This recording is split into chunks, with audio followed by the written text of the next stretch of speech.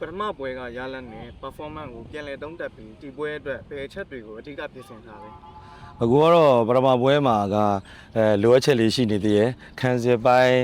တချို့အမားလေးပြင်ဆင်ထားတယ်နောက်ခံစစ်ကနေဘောလုံးရပြီးတော့တိုက်စစ်သွားတဲ့အပိုင်းလေးတွေမှာအားနည်းချက်ရှိရလေးပြင်ဆင်ထားတယ်အကောင်းဆုံးဖြစ်အောင်တော့ပြင်ဆင်ထားပါတယ် နှစ်တင်းလုံးပထမပွဲမှာရလက်မကောင်းခဲ့တာကြောင့်ရန်ကုန် CDC ကဘယ်လိုတုံ့ပြန်မှုလို့မျှော်လင့်ထားလဲ သူတို့ကလည်းပထမပွဲရှုံးတာဒုတိယပွဲအကောင်းဆုံးချင်းကြိုက်ပြင်ဆင်လာမယ်လို့ယုံကြည်ပါတယ်။ဒါပေမဲ့ကိုကလည်းသူကစားနိုင်မဲ့အာမျိုးကိုဘယ်လိုထိုးဖောက်ပြီးကစားမလဲဆိုတဲ့အပိုင်းကိုအဓိကထားပြီးပြင်ဆင်ထားတယ်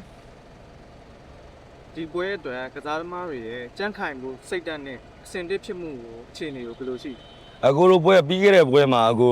ပလေယာတွေမိနစ်90နောက်ပိုင်းမှာနည်းနည်းလေး fitness ကျသွားတယ်ပေါ့နော်။အဲဒီပိုင်းလေးလည်းအကောင်းဆုံးဖြစ်အောင်ပြင်ဆင်ထားတယ်နော် ကစားသမားအတစ်တွေရဲ့အတင်းနဲ့ပေါင်းစည်းမှုအပေါ်ဘယ်လောက်ကျဉ်းနှံမှုရှိလဲ အားရမှုကျဉ်းမှုတော့ရှိပါတယ်ဒါပေမဲ့သူတို့နည်းနည်းလေးကစားသမားသစ်တွေကနည်းနည်းလေး duty function လေးနားမလည်လို့တခါ remind ပြန်လုပ်နေရတယ်နော်ဒါပေမဲ့